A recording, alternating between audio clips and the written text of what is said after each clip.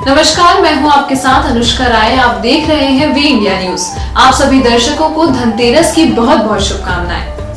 खुशियों के त्योहार दीपावली को देखते हुए प्रदेश सरकार द्वारा हिंदुस्तान में बने पटाखों की बिक्री किए जाने के आदेश को एनजीटी ने देश भर में जहां जहां प्रदूषण है वहां पटाखों की बिक्री पर रोक लगा दी है।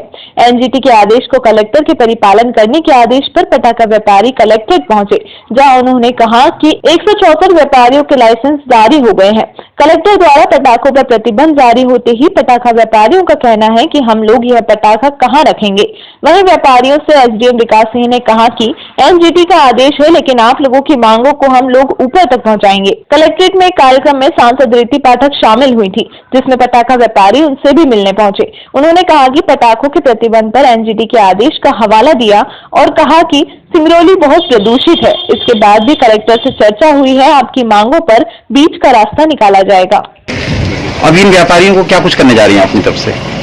देखिए, अभी तो कलेक्टर साहब से बात हुई है और आपने सबको आश्वस्त किया है कि चर्चा करके, क्योंकि एनजीटी के निर्देश इतने हल्के से नहीं लिए जा सकते। पूरे देश के लिए, सबके स्वास्थ्य के लिए भलाई का विषय है ये। और आप देख रहे हैं कि सिंगरौली का जो जगह है प्रदूषण के मामले में सबसे ऊपर पे होगा ना, फर्स्ट पे होगा, तो मध्य प्रदेश में, तो मुझे लगता है कि बेहद गंभीर विषय है। और उसके साथ ही हमारे लिए आप लोग की भी प्राथमिकता है कि आप लोग का व्यापार जो इस माध्यम से चल रहा है, अभी लॉकडाउन का समय था, इस समय कोविड के सीजन में जिस तरह से नुकसान आपका हुआ है, और अभी आप पटाखे वगैरह खरीद कर लेकर आए, तो निश्चित रूप से ये हमारे लिए बहुत गंभीर स्थिति हो गई है। कलेक्टर साहब ने कहा है कि हम बात करके ऊपर, और इसके लिए क्या बीच का रास्ता निकाला जा सकता है, क्योंकि कुछ न कुछ तो करना ही पड़ेगा जिससे आपका नुकसान न हो और कम से कम आगे की व्यवस्थाएं ठीक हो पाए। क्या नाम है आपका? मेरा नाम अनिल श्रीवास्तव है। किस लिए आए आप लोग? कलेक्ट्रेट किससे मिलेंगे? कलेक्टर साहब से मिलने के लिए आए हैं हम लोग। क्या मामला है? मामला हम लोगों को पटाखा वाला है सर। 9 तारीख को हम लोगों को लाइसेंस जारी कर दिया गया और हम लोग अपना माल भी खरीद लिए।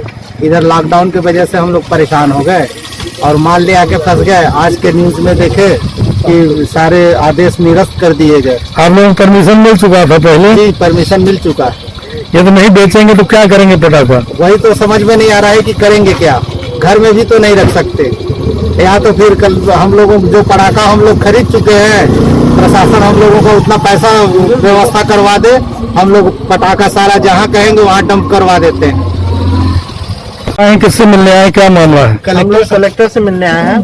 एक हफ्ते पूर्व जो है एसडीएम के द्वारा सभी दुकानदारों को, पटाखा वाले दुकानदारों को लाइसेंस दिया गया था और आश्वासन दिया गया था कि पटाखे की दुकान लगेगी।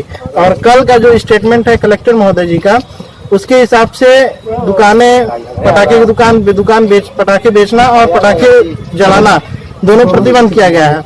ऐसे में व्यापारियों के लिए बहुत मुश्किल हो गया है, क्योंकि वो 1 लाख 2 लाख का माल जो है उठा लिए हैं परमिशन मिलने की वजह से। अगर परमिशन न मिला होता तो ये माल उठाए भी ना होते। अब जो है कि उनका मरण हो गया है। इस सिचुएशन में अगर दुकानें नहीं लगती हैं तो काफी नुकसान होगा लोगों के लिए। भूखमरी की हालत हो जाएगी। 2 साल 3 साल का पूंजी इसमें जो लगाते हैं, 1 लाख आदमी लगाता है तो 1.5 लाख उसमें कमाता है कम से कम।